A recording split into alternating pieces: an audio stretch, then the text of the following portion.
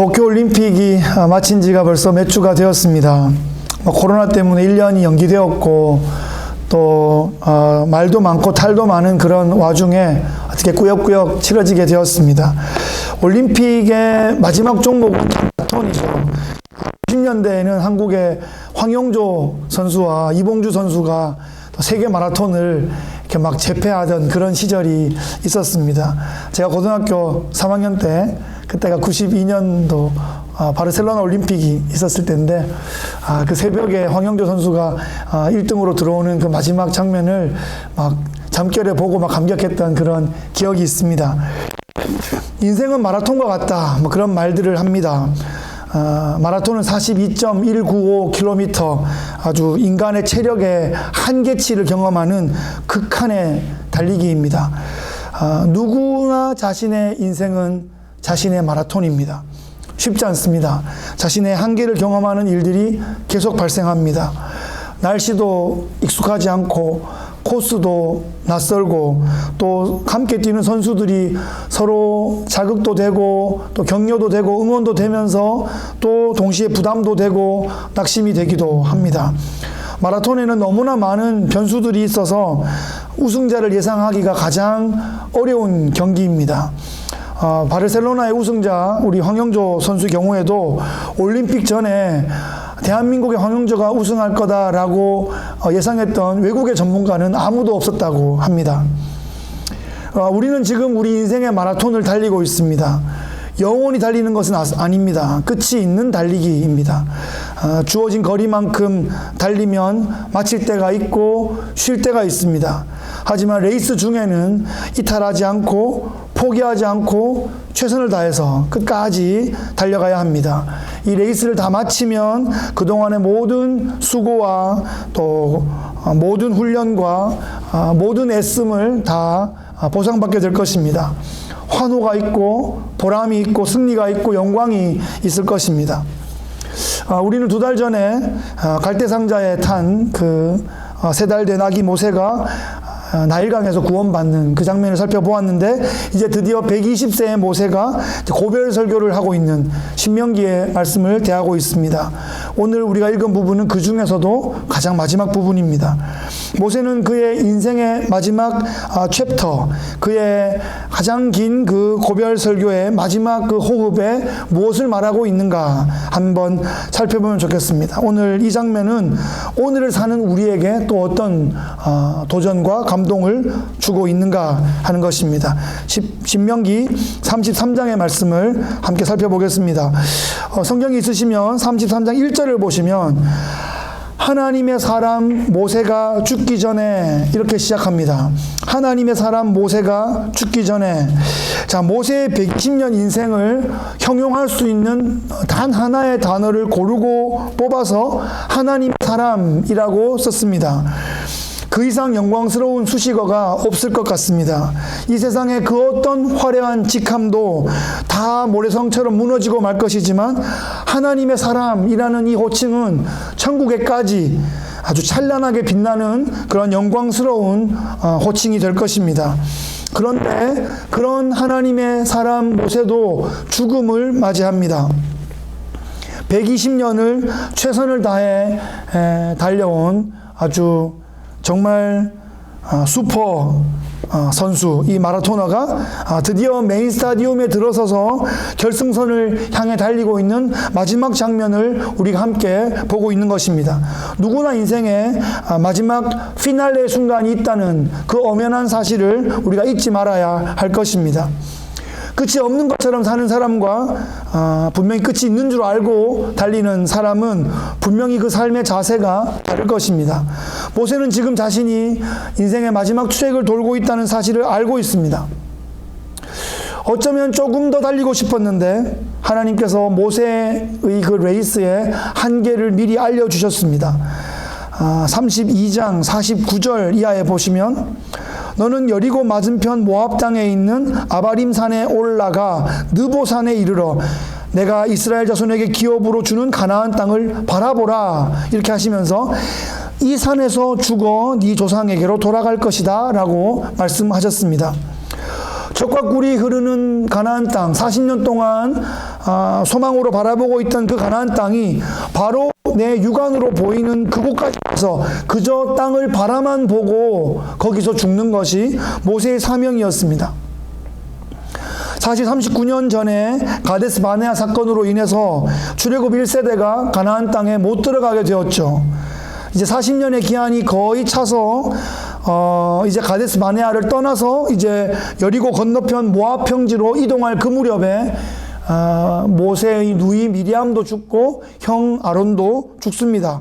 그리고 곧이어 모세는 너는 가나안 땅에 들어가지 못하고 그 직전에 바라만 보고 죽게 될 것이다 라는 통보를 받습니다. 하지만 모세는 실망하지 않고 원망하지 않고 묵묵하게 요단 동편의 그 마지막 전투를 승리로 이끌어서 미리 두 지파 반에게 배분할 그런 준비를 합니다. 그 승리가 요단강 이제 요단 서편 가나안 땅 전투의 승리를 미리 맛보고 하나님께서 상징적으로 보여주는 그런 사건이었습니다.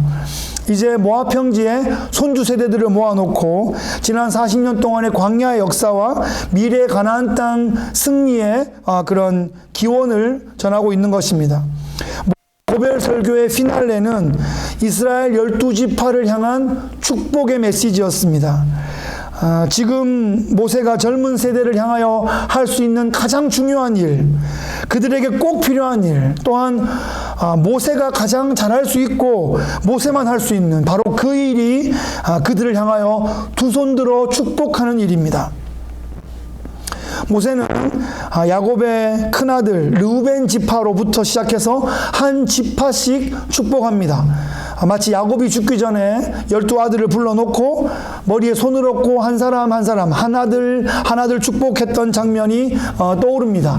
400년이 지나서 그때 한 사람이 이제는 한 지파씩이 되어서 지파 단위로 이스라엘 민족 전체를 축복하고 있습니다. 야곱이 아들들을 축복했을 때는 그 아들들이 지난날에 잘못했던 것을 좀 드러내어서 지적하는 그런 부분들도 있었는데, 지금 모세는 좋은 면들만을 부각해서 긍정적인 면에서 축복의 메시지를 전하고 있습니다. 사실 우리는 잘 지적하는데요, 사람이 지적한다고 잘 바뀌지 않는다 하는 것을 경험으로 알고 있습니다. 그렇죠? 잘 안 바뀌죠? 집에 계신 분들 생각해 보시면 그렇게 내가 지적하는데 잘 바뀌지가 않습니다. 그런데 금방 잊어버리고 또 지적하고 잔소리하고 하는 게 우리 모습인 것 같습니다. 어쩌면 우리가 할 수 있는 최선의 것은 기다려주고 품어주고 축복하는 것, 그것이 할 수 있는 최선인 것 같습니다. 사람을 바꾸는 것은 하나님께서 하시는 것입니다. 성령의 역사인 것 같습니다. 성령이 그 영혼 안에서 역사할 때 카이로스의 그런 하나님의 구원 사건이 벌어지는 것입니다. 내가 지적한다고 바뀌는 게 아닙니다. 그래서 모세가 두루두루 각 지파를 향한 축복을 전하고 드디어 마쳤습니다. 오늘 본문의 시작 부분인 26절에 오면 모세가 1절부터 쭉 축복했던 그 모든 내용을 모아서 종합적으로 결론적인 축복을 하고 있습니다. 26절에 여수룬이여 하나님 같은 이가 없도다. 그가 너를 도우시려고 하늘을 타고 궁창에서 위엄을 나타내시는도다. 이렇게 축복하고 있습니다. 여러분, 여수룬이라는 말 들어보셨습니까? 여수룬이라는 말은 히브리어 예슈룬이라는 말을 한글로 그대로 옮긴 것입니다. 그 의미는 의로운 자, 올바른 자, 복받은 자, 이런 뜻입니다. 그래서 이스라엘을 지금 여수룬이라고 부르고 있어요. 그것은 이스라엘을 명예롭게 그들을 격려하고 축복하며 높여주는 그런 이름입니다.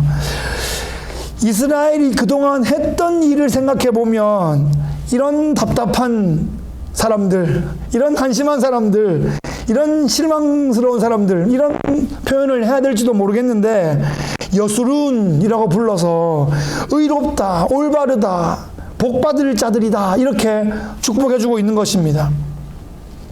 지금 120세이고 모세는 이제 요단을 건너지 못하고 느보산에서 죽을 텐데, 지나간 과거를 예리하게 또 정확하게 다 들추어서 지적한다고 이 손주 세대가 다 바뀌고 뭐 그런 거 아니에요. 지금 모세가 어른으로서 자녀 세대를 어떻게 축복해야 하는가 하는 것을 모델로 보여주고 있는 것입니다. 이스라엘이 여수룬이라는 귀한 이름으로 불릴 수 있었던 것은 그들의 실력 때문이 아닙니다. 이스라엘을 전폭적으로 사랑하시는 여호와 하나님 때문입니다. 이스라엘에게 하나님은 어떤 존재입니까? 26절 다시 보시면 여수룬이여 하나님 같은 이 없도다 이렇게 선포하고 있습니다. 그가 너를 도우시려고 하늘을 타고 궁창에서 위엄을 나타내시는도다 이렇게 선포하고 있습니다. 하나님이 이스라엘을 도우실 때 어떤 일이 벌어지는가? 하나님께서 하늘을 타고 등장하세요. 궁창에서 그 위엄을 선포하십니다. 하나님은 스케일이 그 무대가 하늘이에요. 하늘. 사이즈가 하늘이에요. 엄청나게 큰 비행기가 있어요. 이런 큰 비행기를 우리가 만들다니 그랬는데 그 비행기가 활주로로 쫙 달리다가 하늘을 탁 올라가는 순간 몇 초 만에 손가락만하게 보이고 몇 초 만에 점처럼 보이게 됩니다. 그 큰 비행기가 인간의 사이즈고 그 큰 비행기를 몇 초 만에 점처럼 만드는 것이 하나님의 사이즈라는 것입니다. 그 하나님께서 이스라엘을 오셨습니다. 그래서 세계 최강 이집트의 군대를 섬멸하고 이집트를 탈출할 수 있었습니다. 물도 없고 풀도 없고 뙤약볕만 있는 그 광야에서 40년간 생존하였을 뿐 아니라 그 기간 동안 완전히 새로운 또 다른 세대를 낳고 양육하고 준비할 수 있는 그런 놀라운 일들이 벌어졌습니다. 이것은 이스라엘의 힘과 능력이 아니라 하늘을 무대로 사용하시는 그런 하나님의 능력이 그들을 그렇게 세워갔던 것입니다. 27절 말씀해 보시면 영원하신 하나님이 내 처소가 되시니 그의 영원하신 팔이 내 아래에 있도다.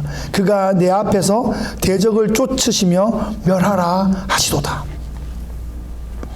이스라엘의 지난 역사를 한번 돌아보십시오. 이집트에서 400년 동안 처음에 한동안은 좋은 지역을 빌려서 잘 지냈는데 나중에는 거의 종처럼 그렇게 일하다가 필사적으로 탈출한 그런 상황이죠. 그리고 지금은 40년 동안 광야에서 텐트 생활을 하고 있는 중입니다. 그리고 게다가 이제 곧 가나안 땅에 들어가게 될 텐데 들어갈 때 우리는 보통 곧 이사할 때 미리 주소를 가지고 이제 이사를 하게 되는데 주소가 없어요. 지금 어디 갈지 몰라요. 들어가서 싸워가지고 일단 나눠가지고 이제 받아야 되는 그런 상황입니다. 이스라엘은 오랜 세월 동안 안정적으로 머물 처소가 마땅치 않았습니다. 그런데 모세는 이스라엘 향하여 이집트도 광야도 심지어 가나안도 그들의 처소가 아니라 영원하신 하나님이 그들의 처소가 된다 이렇게 말씀하고 있습니다. 하나님의 영원하신 팔이 네 아래에 있다. 이 말이 참 특별한 표현인 것 같습니다. 이 표현은 하나님께서 이스라엘을 안아서 번쩍 들고 있는 이런 모습을 떠오르게 합니다. 이스라엘의 발이 땅에 닿지 않게 이렇게 들고 있는 모습이죠. 옛날 어른들이 그렇게 말하시는 거 들었어요. 참 그 귀한 자식 그 발이 땅에 안 닿도록 키웠다 아이가 이런 말씀 들어보셨습니까? 애를 맨날 화둥둥 하고 이렇게 지내가지고 애가 발이 땅에 닿을 일이 없도록 키웠다, 귀하게 키웠다는 말입니다. 그래가 제가 어제 구글에 검색을 해봤어요. 발이 땅에 닿지 않게 이렇게 검색해 보니까 어떤 일이 있냐, 지금 현대에도 중국의 어떤 마을에 결혼식 날 아침에 신부가 일어나면 결혼식 마칠 때까지 발이 땅에 닿지 않게 한다는 그런 풍습이 있는 마을이 있어요. 신부가 결혼식 날 아침에 일어나면 그때부터 안고 들고 업고 메고 결혼식 끝날 때까지 이렇게 들고 있답니다. 이렇게. 그런 데 가서 시집을 가야지 이렇게 대접을 받는 것 같아요. 발이 땅에 안 닿게 이렇게 들고 업고, 결혼식 할 때 업고 있는지 메고 있는지 모르겠습니다만은 이렇게 들고 있는지 그런 동네도 있대요. 하여튼 하나님께서 이스라엘을 발이 땅에 안 닿게 그렇게 들고 어여삐 여기셨습니다. 이스라엘의 대적들을 다 물리쳐 주셨어요. 내가 너희에게 승리를 주겠다 이렇게 선언하고 계십니다. 이스라엘의 힘으로는 도저히 이길 수 없는 그 대적들을 지금까지 물리쳐 왔고, 앞으로도 그 대적들을, 그 맞닥뜨릴 그 거인들을 다 물리치게 하겠다라고 하나님께서 선언해 주고 계십니다. 이처럼 든든한 축복이 어디 있겠습니까? 네. 28절에는 하나님이 이스라엘에게 내가 안전과 풍요와 생명력을 계속하여 공급하겠다, 이렇게 약속하고 계십니다. 하나님은 이스라엘의 남편이자 이스라엘의 왕으로서 이스라엘이 필요한 모든 것을 넉넉히 풍성하게 채우시겠다, 이렇게 약속해 주고 계십니다. 아기가 태어나면 자기의 어떤 의지가 없어도 모든 그 부모의 의지로서 아기의 모든 필요를 채우는 것처럼 하나님께서 당신의 백성의 모든 필요를 미리 아시고 준비하시고 넉넉하게 채우시겠다, 이렇게 약속해 주고 있습니다. 이것을 믿는 것이 믿음입니다. 하나님께서 나를 아시고 하나님께서 우리를 아시고 하나님께서 미리 준비해 주신다는 겁니다. 하나님, 우리에게 새로운 예배의 처소가 필요하다 하는 것을 아십니다. 우리에게 일꾼이 필요함을 아십니다. 우리 공동체 가운데 복음을 다시 들을 사람이 필요하고 복음을 처음 듣고 새롭게 들어야 할 사람이 필요하다는 것을 아십니다. 하나님은 하나님의 때에 미리 아시고 준비해 주셨을 겁니다. 우리가 믿음을 준비하고 우리가 기도를 준비하고 우리가 헌신을, 순종을 준비할 때 하나님의 때가 무르익어 놀라운 역사가 펼쳐질 줄을 믿습니다. 29절 말씀에 이스라엘이여 너는 행복한 사람이로다, 이렇게 선포하고 있습니다. 정말 가슴을 울리는 멋진 문장 아닙니까? 성경에 이런 거는 줄을 쫙 쳐놔야 돼요. 이스라엘이여 너는 행복한 사람이로다, 하이라이트 해놔야 돼요. 무슨 노래 제목 같기도 하고 무슨 뭐 에세이 제목 같기도 하고 영화 제목 같기도 합니다. 언젠가 제 어릴 때 교회에서 부흥회를 했는데 부흥회 타이틀이 이 문장이었어요. 옛날에는 뭐 심령대부흥회 하면 심령대부흥회 이렇게 걸기도 했는데 그 설교 부흥회 전체 제목이 걸리기도 했거든요. 옛날 성경에 보면 행복한 사람이로다가 아니라 행복자로다 돼 있었어요. 이스라엘아 너는 행복자로다. 행복할 일이 별로 없는 것 같은데 그 3, 4일 동안 행복자로다 그러니까 그렇게 행복해하고 그 할머니들이 그렇게 행복해하고 그렇게 세상에 막 찌들린 어른들이 그렇게 행복해하고 청년들도 행복해하고 그렇게 많이 웃고 좋아했던 그 모습들이 기억납니다. 사실 지금 내 형편도 행복할 거리가 별로 안 보이는 것 같아요. 고생은 고생대로 하고 인정은 인정대로 못 받고 사람은 사람대로 떠나고 자식은 내 마음대로 안 되고 정부 정책도 오락가락하고 뭐 코로나는 언제 마칠지 모르겠고 뭐 되는 게 없어요 지금. 그래서 믿음도 흔들리고 사랑할 힘도 없는 것 같고 소망도 바닥난 것 같고, 그런데 이런 상황에 하나님은 우리에게 너는 행복한 사람이로다 이렇게 선포하고 있단 말이에요. 이 말씀을 아멘으로 받으면 내 거가 되는 거예요. 예? 너는 행복한 사람이로다 아닌 것 같은데요? 그러면 이제 아닌 거고, 행복한 사람 말씀하면 아멘 하면 행복이 확 들어오는 거예요. 행복은 분석하는 게 아니에요. 행복은 선포하는 것입니다. 행복은 믿는 것이고 받아들이는 것이에요. 그러면 행복해지는 거예요. 우리가 얼마 전에도 살펴봤지만 그 눈에 보이는 게 전부가 아닙니다. 어쩌면 눈으로 정확히 본다는 것이 정말 완전히 반대로 보는 그런 경우도 있습니다. 우리 눈으로 보니까 그들이 거인이고 우리는 메뚜기인데, 믿음의 눈으로 보니까 우리가 거인이고 그들이 밥이란 말이에요. 이거 우리의 지력이 부족해서 그런 헛소리를 하는 게 아닙니다. 이것은 우리의 관찰과 해석을 초월하시는 그 하나님의 약속, 하나님의 축복을 믿기 때문에 그런 선언을 할 수 있는 거죠. 그걸 믿고 의지하기 때문에 갈렙의 고백처럼 저들의 신은 저들을 떠났고 우리 하나님은 우리와 함께 하신다, 이렇게 말할 수 있는 것입니다. 결국은 그 믿음을 선포한 사람은 그 믿음대로 되었고, 메뚜기로 선포한 사람은 광야의 메뚜기로 그렇게 쓰러져 갔던 거죠. 다시 한번 말씀드리지만 행복은 분석하는 게 아니고 행복은 선포하는 것입니다. 행복을 선포하는 사람은 행복하게 되고 또 그렇게 행복해진 사람이 행복을 나눠줄 수 있는 것입니다. 그러려면 또 중요한 것이 내가 행복한 사람이 되어야 하고 내 곁에 행복한 사람들을 두어야 합니다. 긍정적인 에너지와 행복한 말을 하는 사람들과 함께 교제해야 합니다. 그래야 우리가 함께 행복해질 수 있습니다. 틈만 나면 비판하고 공격하고 원망하는 사람과 함께 있으면 나도 모르게 그 상황에 물들게 됩니다. 모세가 지금 이스라엘을 혼내려고 그러면 할 말이 얼마나 많겠습니까? 모세만큼 그 똑똑하고 그 많은 데이터를 가지고 있는 사람이 있습니까? 내가 이거 알고 내가 말해줄 수 있는 사람 나밖에 없어. 다 앉아봐. 다 모여봐. 그러고 말하기 시작하면 자기 일이 아니라 자기 부모 일인데도 얼마나 부끄럽겠어요. 네, 진짜 다들 쥐구멍에 들어가고 싶을 텐데 지금 물론 모세의 신명기를 쭉 보면 모세가 역사적인 상황을 좀 알려주고 경계로 삼는 부분도 있습니다. 그런데 후반부로 쭉 올수록 더욱 많은 부분에서 격려와 축복의 언어를 쏟아내고 있습니다. 모세가 이제 가나안 정복 1세대가 될 손주 세대를 향하여 마음껏 축복하고 있어요. 너희는 정말 행복한 사람이로다. 이어서 여호와의 구원을 너같이 얻은 백성이 누구냐? 그는 너를 돕는 방패시오 내 영광의 칼이시로다. 내 대적이 내게 복종하리니 내가 그들의 높은 곳을 밟으리로다. 이렇게 선포하고 있습니다. 이제 곧 이스라엘은 가나안 땅에 입성해서 그 땅의 높은 곳들을 밟을 것입니다. 두려움이나 부담보다는 감사와 행복으로 이 사명을 이스라엘은 받아야 할 것입니다. 우리의 삶의 레이스를 열심히 살아간 후에 우리가 모세 시대에 갔을 때 정말 또 우리의 후손들에게 이 시대 가운데 또 영혼들에게 이 땅을 향하여 마음껏 축복을 쏟아줄 수 있는 그런 사람들이 되어야 할 것입니다.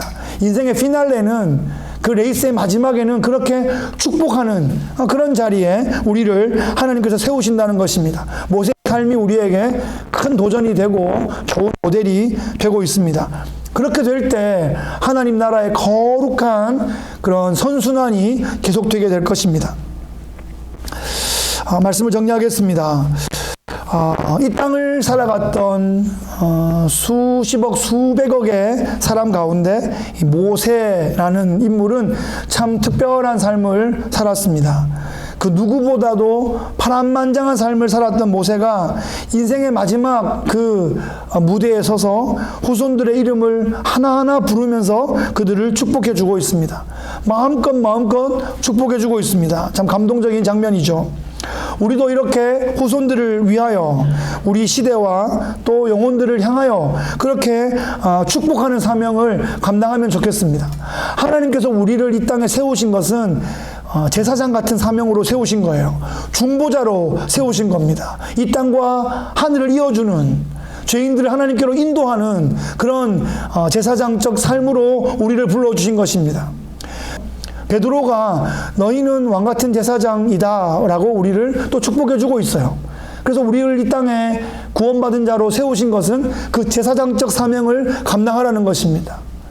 민수기 초반에 보면 아론의 축복의 구절이 나오는데 하나님께서 그 손을 쫙 펼치시고 너희들 축복한다. 그 아론의 축복의 모습처럼 지금 마치 대제사장적인 그런 축복의 기도를 모세가 백성들을 향하여 하고 있는 것입니다.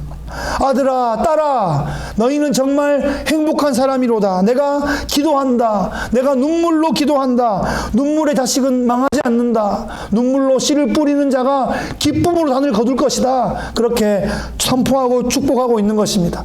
그 마음으로 우리가 우리 가족을 축복하고 우리의 조국을 축복하고 이 땅 미국을 축복하고 우리에게 붙여주시는 영혼들을 축복하고 북한 동포들을 축복하고 또 어려움 당한 아프간에 또 우리 믿음의 사람들을 함께 축복하며 중보하며 함께 기도하면 좋겠습니다. 그렇게 모세처럼 오늘 33장 1절부터 한번 쭉 집에 가서 한번 보시고 그렇게 구체적으로 또 실제적으로 또 기대를 가지고 소망을 가지고 그렇게 선포하며 축복하는 기도를 우리가 함께 하면 좋겠습니다. 모세는 이 축복의 선언을 마지막으로 느보산에 올라가서 마지막 호흡을 거둡니다. 신명기의 마지막 장이 34장인데요. 누구는 그렇게 말해요. 아니 신명기를 모세가 썼다면서 자기가 죽었다는 이야기를 어떻게 쓰냐고. 이거 거짓말이라고. 이렇게 말하고 있는데 정말 바보 같은 말입니다. 예. 제가 책을 한 권 쓴다 그러면 제가 책을 쓰죠. 그러면 저자의 제 이름이 들어가요. 근데 제가 그 책이 바로 안 나와요. 출판사에 가겠죠. 편집자가 있습니다. 예, 거기서 목차도 잡아주고 다시 조금 정돈을 해요. 그 정도는 할 수 있어요. 그 정도를 해도 제가 저자인 거예요. 그죠? 그리고 누가 봐도 사실 신명기에서 자연스럽게 여호수아로 넘어가거든요. 여호수아가 자기 스승이 이제 마지막으로 간 장면을 여호수아 1장에 쓰긴 그렇고 그를 신명기 마지막 장으로 써주고 여호수아 1장으로 넘어갔다. 이렇게 보는 것이 자연스럽죠. 예, 그래서 자유주의자들은 어떻게도 성경이 거짓말이라고 물고 뜯으려 그러는데 상식적으로 생각하면 너무나 자연스러운 거예요. 그죠? 예. 성경은 하나님께서 영감을 주셔서 하나님의 사람들이 기록한 그런 하나님의 계시의 말씀이 맞고요. 너무나 자연스럽게 신명기와 여호수아가 이어지고 있습니다. 그래서 오늘 우리가 읽은 부분이 사실은 모세의 마지막 설교이고 마지막 기도이고 마지막 기록이다 이렇게 볼 수 있겠습니다. 인생은 이렇게 축복으로 마무리하는 것입니다. 정말 멋지죠? 예, 우리도 모세의 이 마지막 모습을 가슴에 품고 정말 멋지게 우리의 인생의 마라톤이 마치는 그날까지 최선의 경기를 펼치시는 하나님 나라의 대표 선수들 다 되시기를 주의 이름으로 축복합니다. 아멘. 할렐루야.